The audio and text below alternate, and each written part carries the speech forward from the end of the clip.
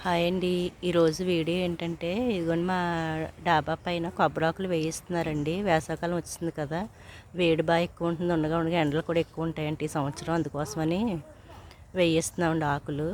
ఆకులు మామూలుగా అయితే కూల్ పెయింట్ వేయిందాం అనుకున్నాం, కానీ కూల్ పెయింట్లో కెమికల్స్ ఎక్కువ ఉంటున్నాయండి. దానివల్ల బిల్డింగ్ క్రాక్ ఇచ్చేస్తుంది. అందులో ఇది బాగా పాతది కదా, 50 సంవత్సరాలు అయిందండి బిల్డింగ్ కట్టి. దానికోసమని ముందే పాడైపోద్దండి, వద్దండి అన్నారు.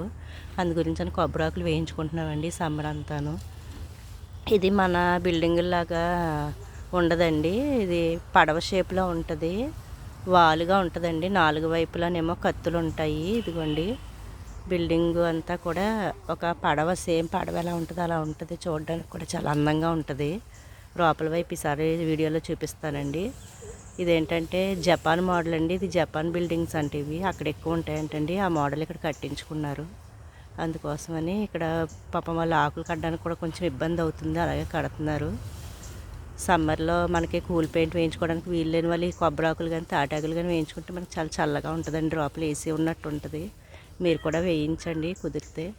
వీడియో నచ్చినట్లయితే లైక్ చేయండి, షేర్ చేయండి, సబ్స్క్రైబ్ చేసుకోండి friends. Thank you so much.